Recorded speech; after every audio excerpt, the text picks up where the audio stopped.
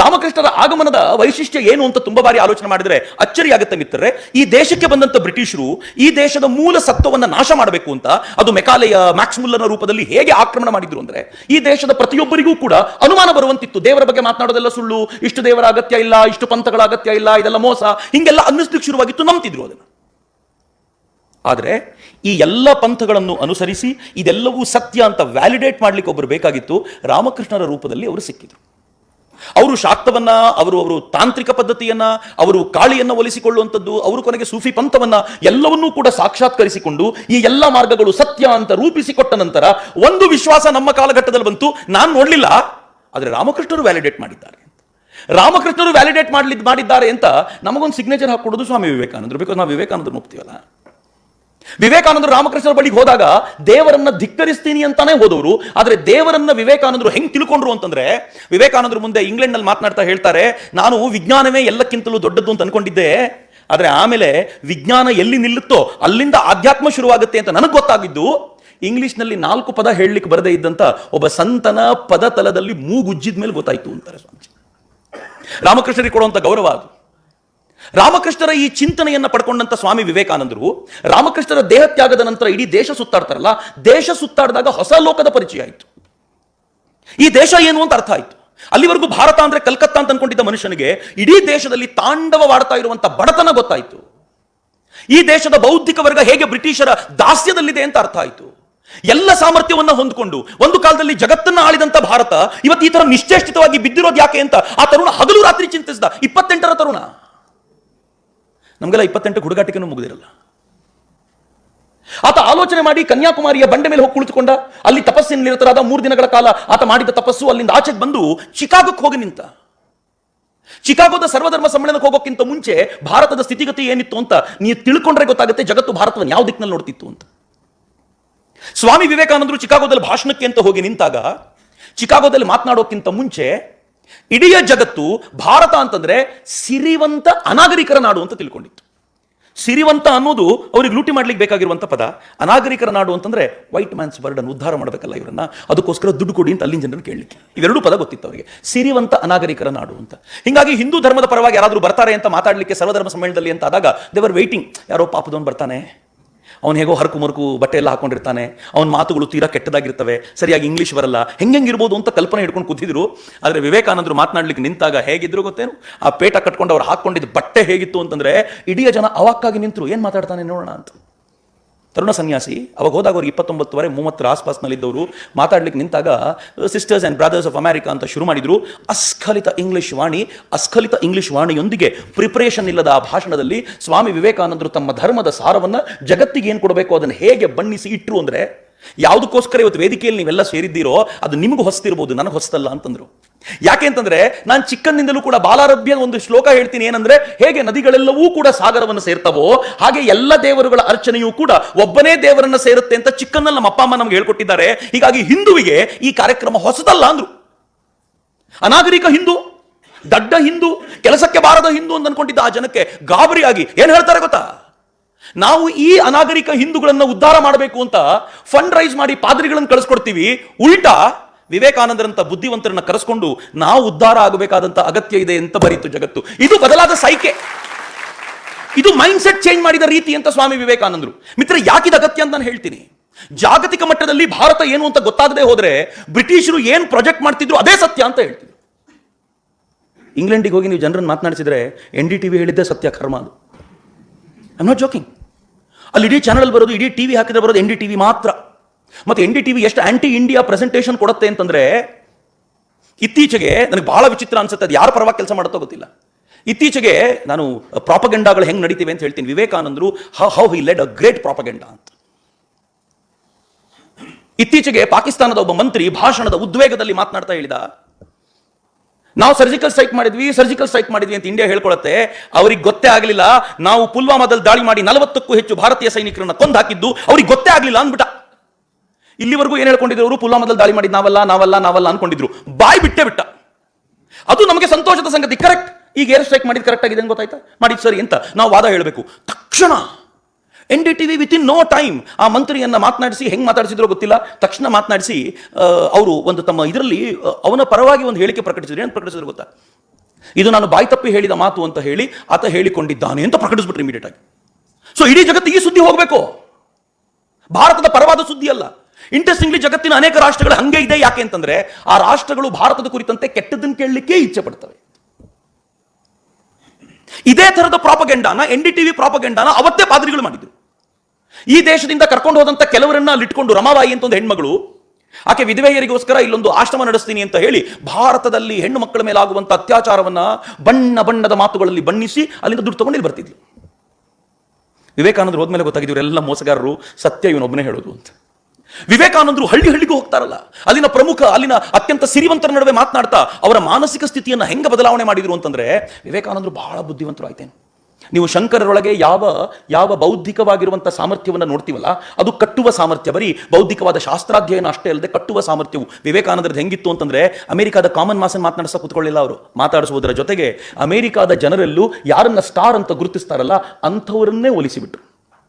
ಅದು ಇಂಗರ್ಸಾಲ್ ಇರ್ಬೋದು, ಅದು ಇವನು ರಾಕ್ಫೆಲ್ಲರ್ ಫೌಂಡೇಶನ್ ಹೆಡ್ ಇರ್ಬೋದು, ಅದು ಮೇಡಮ್ ಎಮ್ಮಾ ಕಾಲ್ವೆ ಇರ್ಬೋದು, ಅದು ಟೆಸ್ಲಾ ಇರ್ಬೋದು, ನಿಕೋಲಾ ಟೆಸ್ಲಾ ಯಾವ ಸೈಂಟಿಸ್ಟ್ ಬಗ್ಗೆ ಮಾತನಾಡ್ತೀವೋ ಇವರೆಲ್ಲರೂ ವಿವೇಕಾನಂದರ ಒಂದು ಮಾತಿಗೆ ಕಾತರದಿಂದ ಕಾಯುವಂತೆ ಮಾಡಿಬಿಟ್ರು.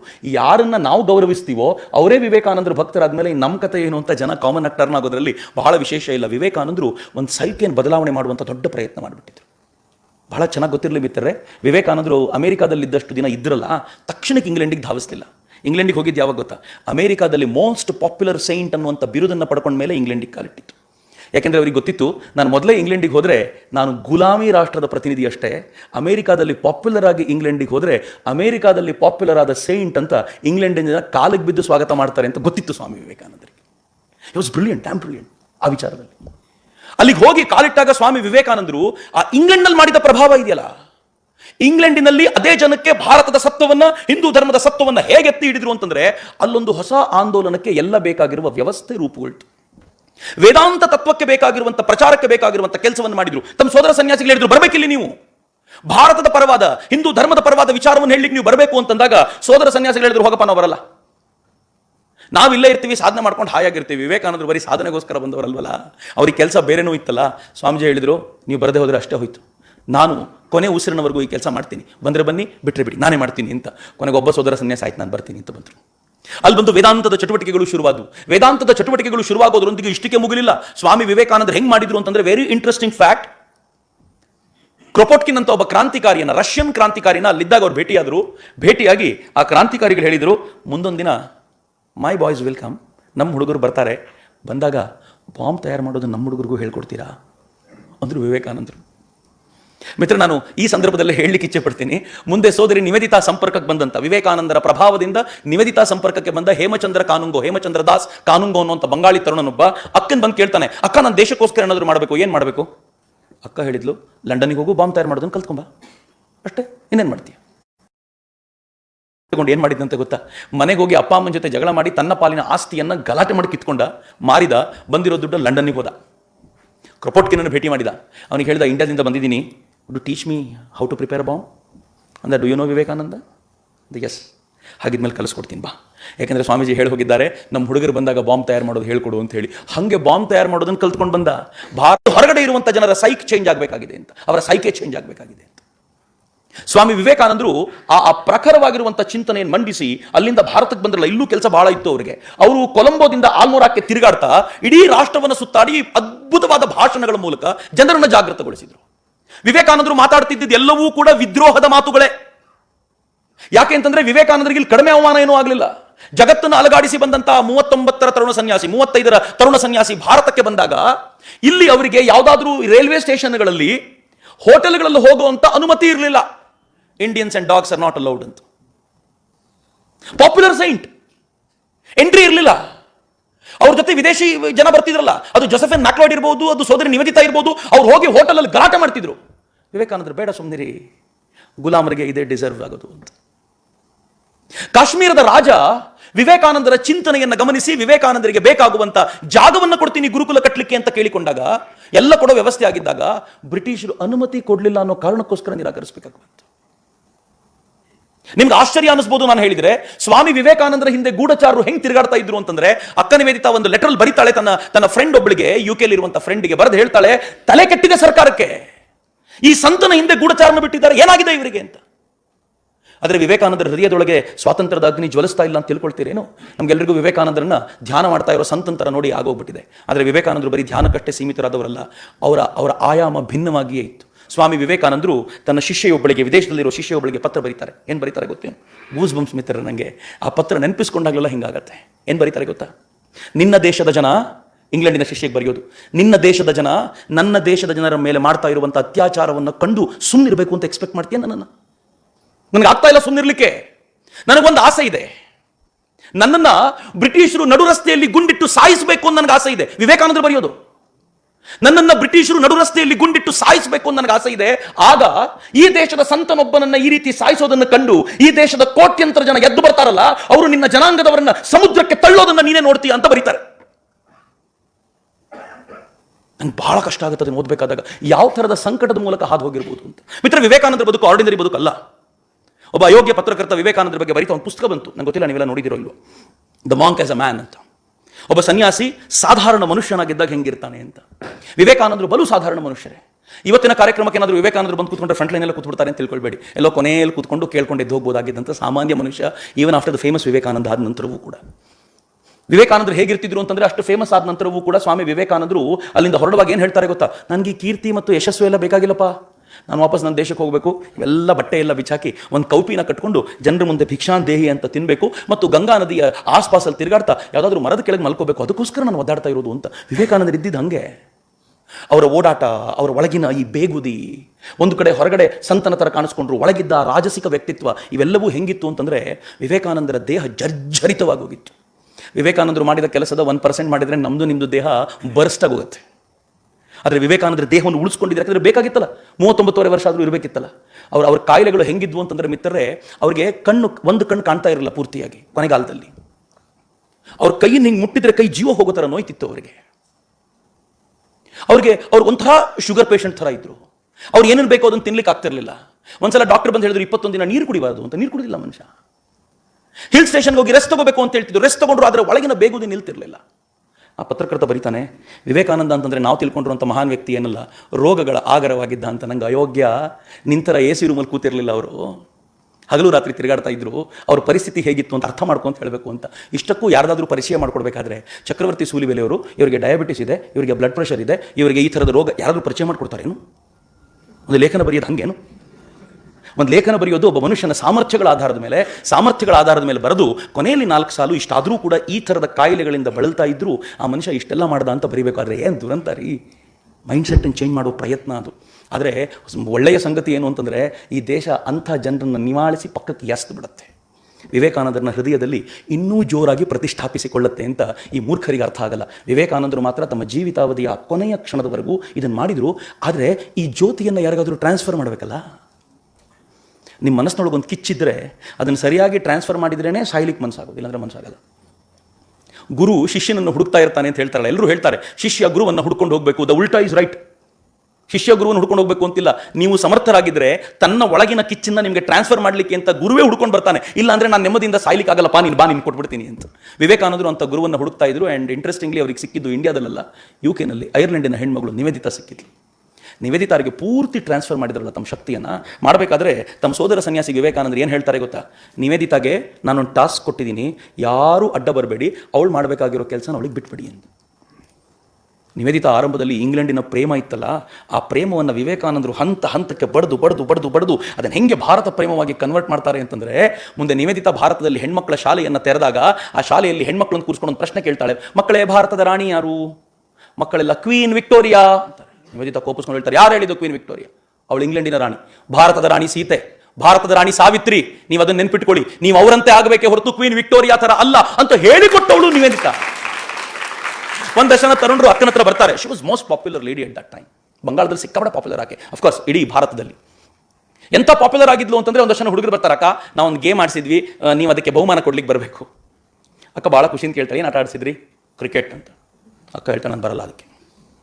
ಭಾರತೀಯರು ಆಡಬೇಕಾಗಿರೋದು ಕ್ರಿಕೆಟ್ ಏನು ದೇಸಿ ಆಟಗಳು ಇಲ್ವಾ ನಿಮ್ಮ ಹತ್ರ?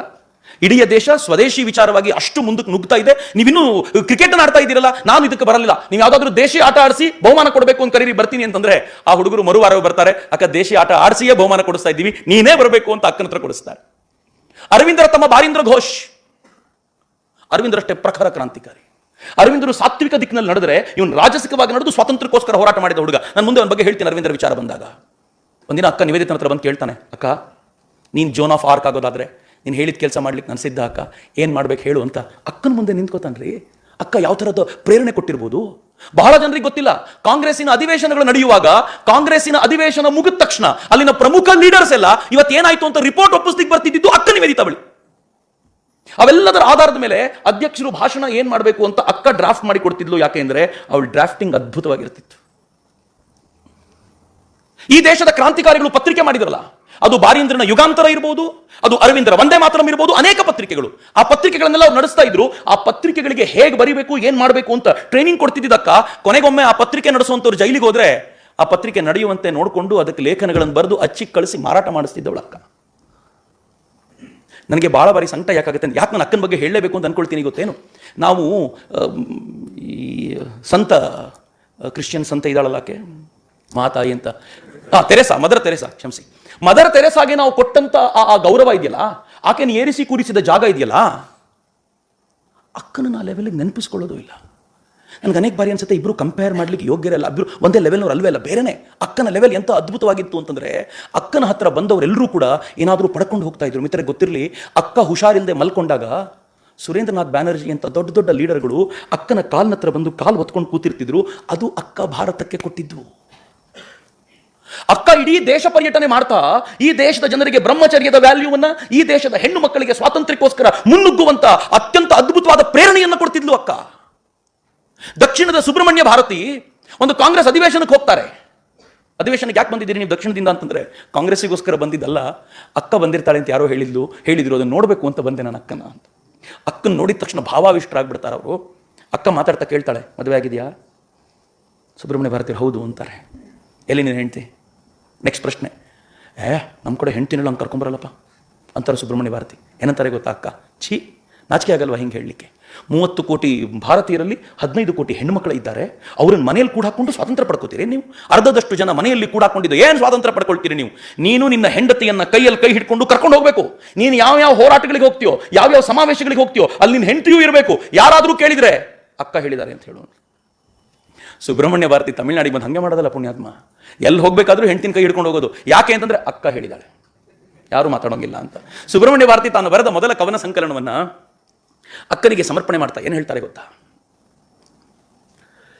ಕೃಷ್ಣ ಹೇಗೆ ವಿಶ್ವರೂಪ ದರ್ಶನ ತೋರಿಸಿದ್ನೋ ಅರ್ಜುನನಿಗೆ, ನನಗೆ ಹಾಗೆ ಭಾರತದ ದರ್ಶನ ಮಾಡಿಸಿದ ಅಕ್ಕನಿಗೆ ಈ ಪುಸ್ತಕದ ಸಮರ್ಪಣೆ ಅಂತ ಸುಬ್ರಹ್ಮಣ್ಯ ಭಾರತಿ ಬರೀತಾರ್ರಿ. ಯಾರಿಗೆ ಸುಬ್ರಹ್ಮಣ್ಯ ಭಾರತಿ ಗ್ರೇಟ್ ಅನ್ನಿಸ್ತಾರೋ ಅವರಿಗೆ ಅಕ್ಕನ ಆ ಶ್ರೇಷ್ಠತೆ ಇನ್ನೂ ಹೆಚ್ಚಾಗಿ ಕಾಣಬೇಕು ಅಂತ. ಅವಳಿ ದೇಶಕ್ಕೊಂದು ಹೊಸ ರೂಪ ಕೊಟ್ಲು. ಈ ದೇಶದ ಕ್ರಾಂತಿಯ ದಿಕ್ಕು ಹೆಂಗಿರಬೇಕು ಅಂತ ಹೇಳಿಕೊಟ್ಲು. ಅವಳ ತಾತನಿಂದ ಪಡ್ಕೊಂಡಂತ ಕ್ರಾಂತಿ ಹೋರಾಟದ ಚಿಂತನೆಯ ಬಳುವಳಿಗಳನ್ನ ಈ ದೇಶದ ತರುಣರಿಗೆ ಮುಟ್ಟಿಸಿ ಅವ್ರು ಯಾವ ದಿಕ್ಕಿನಲ್ಲಿ ಹೋಗಬೇಕು ಅಂತ ಹೇಳಿದ್ರು. ವಿವೇಕಾನಂದರು ಅವಳೊಬ್ಬಳನ್ನೆಲ್ಲ ಜೋಸೆಫಿನ್ ಮ್ಯಾಕ್ಲಾಯ್ಡ್ ತಯಾರು ಮಾಡಿದ್ರು. ಜೋಸೆಫಿನ್ ಮ್ಯಾಕ್ಲಾಯ್ಡ್ ವಯಸ್ಸಾಗಿರುವಂತಹ ಹೆಣ್ಮಗಳು. ಆಕೆ ಎಲ್ಲ ವಸ್ತುಗಳನ್ನ ಇಂಗ್ಲೆಂಡ್ನಲ್ಲಿ ಬಿಟ್ಟು ಇದ್ದ ಆಸ್ತಿನೆಲ್ಲ ಆಶ್ರಮ ಕೊಟ್ಟು, ನೀವು ಆಶ್ರಮ ಕಟ್ಟಿ ಅದು ಮಾಡಿ ವಿವೇಕಾನಂದರಿಗೆ ಆಸ್ತಿಯನ್ನು ಬರ್ಕೊಟ್ಟಿಲ್ಲ. ಆದರೆ ಒಂದೇ ಒಂದು ಬ್ರಿಟಿಷರ ಗೌನ್, ಇಂಗ್ಲಿಷ್ ಗೌನ್ ಮಾತ್ರ ಹಂಗೆ ಇಟ್ಕೊಂಡಿದ್ಲು. ಯಾಕೆ ಅಂತಂದ್ರೆ, ಯಾರಾದರೂ ಆಶ್ರಮದ ಸನ್ಯಾಸಿಗಳನ್ನ ಬ್ರಿಟಿಷರು ಒಳಗೆ ಬಂದು ಇವನು ಕ್ರಾಂತಿಕಾರಿ ಅಂತ ಎಳ್ಕೊಂಡು ಹೋಗ್ತಿದ್ರು ಬಹಳ ಬಾರಿ. ಈ ಮಹಾತಾಯಿ ಇಂಗ್ಲಿಷರ್ ಗೌನ್ ಹಾಕೊಂಡು ಪೊಲೀಸ್ ಸ್ಟೇಷನ್ಗೆ ಹೋಗಿ ಹೆಂಗೆ ದಬಾಯಿಸ್ಬಿಡ್ತಿದ್ಲು ಅಂತಂದ್ರೆ, ಪೊಲೀಸರು ನಡಿಗೆ ಆಶ್ರಮದವ್ರು ಬಿಟ್ಟು ಕಳಿಸ್ಬಿಡ್ತಿದ್ರು. ಅವಳು ಹೇಳೋಳು, ಇದೊಂದೇ ಉಳಿಸ್ಕೊಂಡಿದ್ದೀನಿ ಬ್ರಿಟಿಷರದು, ಯಾಕೆಂದ್ರೆ ಇದು ಉಪಯೋಗಕ್ಕೆ ಬರುತ್ತೆ ಇಲ್ಲಿ ಅನ್ನೋ ಕಾರಣಕ್ಕೆ ಉಳಿಸ್ಕೊಂಡಿದ್ದೀನಿ ಅಂತ. ವಿವೇಕಾನಂದರು ಮತ್ತು ಅಕ್ಕ ನಿವೇದಿತ ಕಟ್ಟಿದ ರೀತಿ ಅದು. ವಿವೇಕಾನಂದರ ಆ ಚಿಂತನೆಗಳಿಗೆ ಪ್ರಭಾವಕ್ಕೆ ಒಳಗಾಗಿ, ವಿವೇಕಾನಂದರ ಚಿಂತನೆಗೆ ಆ ಪ್ರಭಾವದ ಕಾರಣಕ್ಕೋಸ್ಕರ ತನ್ನ ವ್ಯಕ್ತಿತ್ವವನ್ನು ಆಮೂಲಾಗ್ರವಾಗಿ ಬದಲಾಯಿಸಿಕೊಂಡವರಲ್ಲಿ ಅರವಿಂದರು ಇದ್ರು. ನಾನು ನಿಮ್ ನೆನ್ನೆ ಹೇಳಿದೆ, ವಿವೇಕಾನಂದರು 1893ರಲ್ಲಿ ಚಿಕಾಗೋದಲ್ಲಿ ಭಾಷಣ ಮಾಡಿದ ವರ್ಷವೇ ಅರವಿಂದರು ಆ ದೇಶವನ್ನು ಬಿಟ್ಟು ಭಾರತಕ್ಕೆ ವಾಪಸ್ ಬಂದಿದ್ರು. ಅರವಿಂದರ ತಂದೆಗೆ ತನ್ನ ಮಗನನ್ನ ವಿದೇಶಕ್ಕೆ ಕಳಿಸಬೇಕು ಅಂತ ಹುಚ್ಚು ಯಾಕಿತ್ತು ಅಂತಂದ್ರೆ, ಇಲ್ಲಿದ್ರೆ ಹಾಳಾಗ್ಬಿಡ್ತಾನೆ ಅಂತ. ವಿದೇಶಕ್ಕೆ ಕಳಿಸಿ ಓದಿಸಿ ಅವನನ್ನು ಪೂರ್ತಿ ಇಂಗ್ಲಿಷ್ ಮಯ ಮಾಡಬೇಕು ಅಂತಿದ್ರು. ಅರವಿಂದರ ಒಳಗೆ ಭಾರತೀಯ ಚಿಂತನೆ ಹೇಗೆ ಮೈಗೂಡಿಕೊಳ್ತು ಅಂತಂದ್ರೆ, ICS ಎಕ್ಸಾಮ್ ಅನ್ನ ಬರೆದ್ರು, ಎಕ್ಸಾಮ್ ನಲ್ಲಿ ರ್ಯಾಂಕ್ ಬರಬೇಕು ಅವರಿಗೆ. ಆದ್ರೆ ಎಕ್ಸಾಮ್ ನಲ್ಲಿ ಪಾಸ್ ಆಗ್ತೀನಿ, ರ್ಯಾಂಕ್ ಬರ್ತೀನಿ ಅಂತ ಗೊತ್ತಾದ ತಕ್ಷಣ ಕೊನೆ ಎಕ್ಸಾಮ್ ಇತ್ತು, ಅದನ್ನು ಸಾಧಾರಣವಾಗಿ ಯಾರು ಫೇಲ್ ಆಗದೇ ಇಲ್ಲ, ಅದು ಕುದುರೆ ಸವಾರಿ ಮಾಡೋದು. ಕುದುರೆ ಸವಾರಿ ಎಕ್ಸಾಮ್ ಅಟೆಂಡೇ ಮಾಡದೆ ICS ಫೇಲ್ ಆಗಿ ಬಂದ್ರು ವಾಪಸ್. ಅವರಪ್ಪ ಇಂಗ್ಲೆಂಡಲ್ಲಿ ಏನಾದರೂ ಮಾಡ್ತಾನೆ ಮಗ ಅಂತಂದ್ರೆ, ಮಗ ಹೇಳಿದ ನಾನು ಭಾರತದಲ್ಲೇ ವರ್ಕ್ ಮಾಡೋದು, ಭಾರತಕ್ಕೆ ವಾಪಸ್ ಬರ್ತೀನಿ. ಬರ್ತಾರೆ ಅಂತ ಗೊತ್ತಾದ ತಕ್ಷಣ ಬರೋಡಾದ ದಿವಾನ್ರಿಗೆ ಭಾಳ ಖುಷಿಯಾಗ್ಬಿಡ್ತು. ಬರೋಡಾದ ಮಹಾರಾಜರಿಗೆ, ನೀವು ನಮಗೆ ದಿವಾನ್ರಾಗಬೇಕು ಅಂತ ಅವ್ರನ್ನ ಕರ್ಕೊಂಡು ಹೈ ಸ್ಯಾಲ್ರಿ ಕೊಟ್ಟು ಕೂರಿಸ್ಕೊಂಡ್ರು. ಆಗ ಅಕ್ಕನ ಸಂಪರ್ಕ. ಅಕ್ಕ ಬರೋಡಕ್ಕೆ ಹೋಗಿ ಅರವಿಂದ್ರಿಗೆ ಏನು ಹೇಳ್ತಾಳೆ ಗೊತ್ತಾ? ದೇಶ ಉರಿತಾ ಇದೆ, ದಿವಾನ್ರಾಗ ಕೂತಿದ್ಯಾ ಇಲ್ಲಿ, ಮಾಡ್ಲಿಕ್ಕೆ ಅಷ್ಟೆಲ್ಲ ಕೆಲಸ ಇದೆ ನಿನಗೆ ಅಂತ. ಇವ್ರ ಒಳಗಡೆ ಬೆಂಕಿ ಇದೆ, ಆದರೆ ಹೆಂಗೆ ಮಾಡೋದು ಗೊತ್ತಿಲ್ಲ. ಆ ಹೊತ್ತಿಗೆ ಸರಿಯಾಗಿ ಈ ದೇಶದಲ್ಲಿ ಕರ್ಜನ್, ಲಾರ್ಡ್ ಕರ್ಜನ್ ಅಂದರೆ ಗೊತ್ತಾಗುತ್ತೆ ನಮ್ಮಲ್ಲಿ ಬಹುತೇಕರಿಗೆ. ಕರ್ಜನ್ ಏನು ಮಾಡಿದ, ಒಂದು ಕಾನೂನನ್ನು ಬಂಗಾಳಕ್ಕೆ ಅಂತ ತಂದ. ಅವ್ರಿಗೆಲ್ಲ ಒಂದು ಟೆನ್ಷನ್ ಏನಾಗ್ತಿತ್ತು ಈಗ ಅಂತಂದ್ರೆ, ಇಡೀ ದೇಶ ಹಿಂದೂ ಮುಸಲ್ಮಾನರು ಒಟ್ಟಾಗ್ತಿದ್ದಾರೆ, ಇವರಿಬ್ಬರು ಒಟ್ಟಾಗಿ ನಿಂತು ಬಿಟ್ರೆ ಇವ್ರನ್ನ ಅಲಗಾಡಿಸೋದು ನಮ್ಮಿಂದ ಸಾಧ್ಯ ಇಲ್ಲ, ಹಿಂಗಾಗಿ ಇವರಿಬ್ಬರನ್ನ ಒಡೆಯೋದಕ್ಕೆ ಈಗಲಿಂದನೇ ಶುರು ಮಾಡಬೇಕು ಅಂತ 1905ರಲ್ಲಿ ಅಸ್ಥಿವಾರ ಹಾಕಿದ್ರು. ಕರ್ಜನ್ ಮಾತಾಡ್ತಾ ಒಂದು ಘಟಿಕೋತ್ಸವದಲ್ಲಿ ಮಾತಾಡ್ತಾ ಇದ್ರ ಸೂಕ್ಷ್ಮ ಸುಳಿವನ್ನು ಕೊಟ್ಟ. ಅದಾದ್ಮೇಲೆ ಅವರು ಪ್ರಾಬಬಲಿ ಫೆಬ್ರವರಿಯೋ ಮಾರ್ಚ್ನಲ್ಲೋ ನಾವು ಇದನ್ನು ಮಾಡ್ತೀವಿ ಅಂತ ಅನೌನ್ಸ್ ಮಾಡಿದ. ನಾವು ಬಂಗಾಳವನ್ನು ಡಿವೈಡ್ ಮಾಡ್ತೀವಿ. ಬಂಗಾಳ ತುಂಬಾ ದೊಡ್ಡ ರಾಜ್ಯ ಆಗಿತ್ತು. ಉತ್ತರ ಮತ್ತು ದಕ್ಷಿಣ ಅಂತ ಡಿವೈಡ್ ಮಾಡಿದರೆ ಯಾರಿಗೂ ಪ್ರಾಬ್ಲಮ್ ಇರಲಿಲ್ಲ. ಅವರು ಪೂರ್ವ ಮತ್ತು ಪಶ್ಚಿಮ ಬಂಗಾಳ ಅಂತ ಎರಡು ಡಿವೈಡ್ ಮಾಡಿದ್ರು. ಯಾಕೆ ಅಂದರೆ ಪೂರ್ವ ಬಂಗಾಳದಲ್ಲಿ ಮುಸಲ್ಮಾನರು ಜಾಸ್ತಿ ಇದ್ದಾರೆ, ಪಶ್ಚಿಮ ಬಂಗಾಳದಲ್ಲಿ ಹಿಂದೂಗಳು ಜಾಸ್ತಿ ಇದ್ದಾರೆ. ಎರಡನ್ನೂ ಸಪರೇಟ್ ಮಾಡಿಬಿಟ್ರೆ ಇವರಿಬ್ಬರು ಕಿತ್ತಾಡ್ಕೊಂಡಿರ್ತಾರೆ, ನಾವು ನಮಗೆ ಬೇಕಾದಂತೆ ಆಳ್ಕೊಂಡಿರಬಹುದು ಅಂತ ದೂರದ ಉದ್ದೇಶ, ದುರುದ್ದೇಶ. ಈ ಸಂದರ್ಭವನ್ನು ಗಮನಿಸಿದ್ರು. ಅಕ್ಟೋಬರ್ 16ಕ್ಕೆ ಅದು ಅಧಿಕೃತವಾಗುತ್ತೆ ಅಂತ ಅವ್ರದ್ದು ಅನೌನ್ಸ್ಮೆಂಟ್ ಇತ್ತು. ಆದರೆ ಇಡೀ ಬಂಗಾಳ ಹೇಗೆ ಉರಿದು ಬಿಡ್ತು ಅಂತಂದರೆ, ಅಕ್ಟೋಬರ್ 15ನೇ ತಾರೀಕು ಇಡೀ ಬಂಗಾಳದ ಜನ ಶೋಕ ದಿವಸವಾಗಿ ಆಚರಣೆ ಮಾಡಿದರು. ಶೋಕ ದಿವಸ ಅಂತಂದರೆ ಹೆಂಗೆ ಮಾಡಿದ್ರು ಗೊತ್ತೇನು?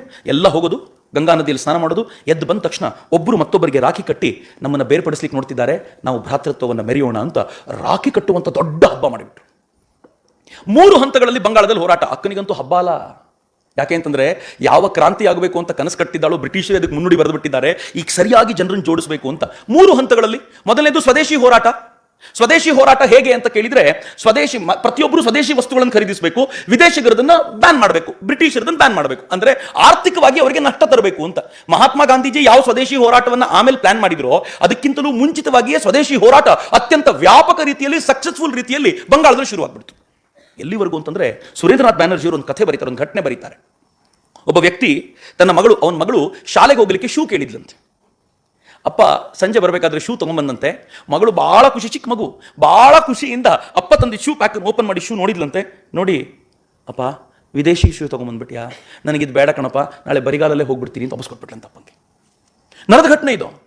ಒಬ್ಬ ಕ್ಷೌರಿಕ, ಬಂಗಾಳದಲ್ಲಿ ನಡೀತಿದ್ದ ರೀತಿ ಆ ಟೈಮ್ನಲ್ಲಿ, ಒಬ್ಬ ಕ್ಷೌರಿಕ ಯಾರೋ ಒಬ್ಬ ವಿದೇಶಿ ಬಟ್ಟೆ ಹಾಕೊಂಡು ಬಂದಿದ್ದ ಅನ್ನೋ ಕಾರಣಕ್ಕೋಸ್ಕರ ನಿನಗೆ ನಾನು ಕ್ಷೌರ ಮಾಡಲ್ಲ, ಹೋಗಿ ಮನೆಗೆ ಅಂತ ಕಳಿಸ್ಕೊಟ್ಟಿದ್ದಂತೆ. ಒಂದ್ ಕಡೆ ಶ್ರಾದ್ದ ನಡೀತಿತ್ತು, ಶ್ರಾದ್ದದ ಎಲ್ಲ ಕಾರ್ಯ ಮುಗಿತು.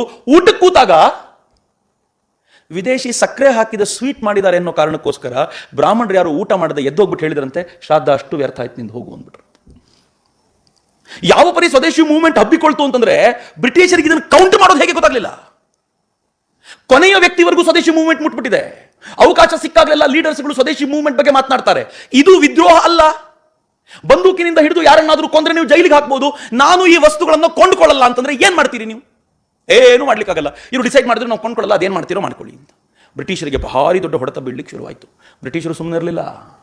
ಇವರಿಗೆ ಈ ಇಡೀ ಹೋರಾಟವನ್ನು ನೆನ್ಪಿಟ್ಕೊಳ್ಳಿ, ಯಾವಾಗ ಗುರಿಯಿಂದ ನಮ್ಮನ್ನು ವಿಚಲಿತಗೊಳಿಸ್ತಾರೋ ಆ ಗೆದ್ವಿ ಅಂತ.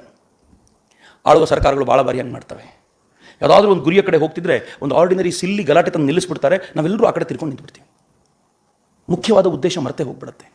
ಹಾಗೆ ಬ್ರಿಟಿಷರು ಏನು ಮಾಡಿದ್ರು, ಇವರು ಈ ಉದ್ದೇಶದಿಂದ ಮರೆಸಬೇಕು ಅಂತ ಢಾಕಾದ ನವಾಬ ಸಲೀಮುಲ್ಲಾ ಖಾನ್ಗೆ ದುಡ್ಡು ಕೊಟ್ಟು ಮುಸಲ್ಮಾನ್ ಪುಂಡ್ರನ್ನ ಬಿಟ್ಟು ಹಿಂದೂ ಹೆಣ್ಮಕ್ಳ ಮೇಲೆ ಅತ್ಯಾಚಾರ ಮಾಡಿಸುವಂತೆ ಮಾಡಿದ್ರು. ಹಿಂದೂ ತರುಣರನ್ನ ಸಿಕ್ಕ ಕಡೆ ಹೊಡಿ ಅಂತ. ಅಕಸ್ಮಾತ್ ಯಾರಾದರೂ ತಂದು ಪೊಲೀಸ್ ಸ್ಟೇಷನ್ಗೆ ಅವ್ರನ್ನ ಒಪ್ಪಿಸಿದ್ರೆ ಅವನ ಕಡೆಯವ್ರನ್ನ ₹2 ದಂಡ ಹಾಕಿ ಬಿಟ್ಬಿಡ್ತೀವಿ, ಉಳಿದಿದ್ದೀನಿ ಏನು ಮಾಡ್ತೀವಿ ಮಾಡ್ಕೋ ಅಂತ. ಇದ್ರ ಮೂಲಕ ಹಿಂದೂ ಮುಸಲ್ಮಾನರಲ್ಲಿ ವಿಷಬೀಜ ಬಿತ್ತಬೇಕು ಅಂತ ಪ್ರಯತ್ನ. ಆದರೆ ಹಿಂದೂಗಳು ಎಂಥ ಅದ್ಭುತವಾದ ಸಂಯಮ ತೋರಿಸಿದ್ರು ಅಂತಂದರೆ, ಬಹುಪಾಲು ಮುಸಲ್ಮಾನರು ಕೂಡ ಹಿಂದೂಗಳ ಜೊತೆ ಹೇಗೆ ಬಲವಾಗಿ ನಿಂತರು ಅಂತಂದರೆ, ಸ್ವದೇಶಿ ಮೂವ್ಮೆಂಟ್ ವ್ಯಾಪಕವಾಗಿ ಬೆಳೀತಾನೆ ಹೋಯಿತು. ಅಕ್ಕ ನಿವೇದಿತನ ಜೀವನದಲ್ಲಿ ಬರುತ್ತೆ. ಅಕ್ಕ ನಿವೇದಿತಾ ತಳ್ಳೋ ಗಾಡಿಗಳಲ್ಲಿ ಸ್ವದೇಶಿ ವಸ್ತುಗಳನ್ನು ಇಟ್ಕೊಂಡು ದೊಡ್ಡ ದೊಡ್ಡ ಮನೆಗಳ ಮುಂದೆ ಬಂದು, ನಾನು ಸ್ವದೇಶಿ ವಸ್ತುಗಳನ್ನು ತೊಗೊಂಡು ಬಂದಿದ್ದೀನಿ, ದಯವಿಟ್ಟು ಕೊಂಡುಕೊಳ್ಳಿ ನನ್ನ ಹತ್ರ ಅಂತ. ಐರ್ಲೆಂಡಿನ ಹುಡುಗಿ ಇಂಡಿಯಾಗೆ ಬಂದು ತಳ್ಳು ಗಾಡಿಯಲ್ಲಿ ವಸ್ತು ಮಾರಾಟ ಮಾಡಬೇಕಲ್ಲ. ಈ ಸ್ವದೇಶಿ ಮೂವ್ಮೆಂಟ್ ಟೈಮ್ನಲ್ಲೇ ಅಕ್ಕ ಏನು ಮಾಡ್ತಾಳೆ ಗೊತ್ತಾ? ಈ ದೇಶದ ತರುಣರು ಈ ಸ್ಟಾರ್ಟ್ಅಪ್ ಯೋಜನೆ ಇದೆಯಲ್ಲ, ಸ್ಕಿಲ್ ಇಂಡಿಯಾ ಯೋಜನೆ ಇದೆಯಲ್ಲ, ಅದೆಲ್ಲ ಅಕ್ಕ ಆಗಲೇ ಮಾಡಿಯಾಗಿತ್ತು.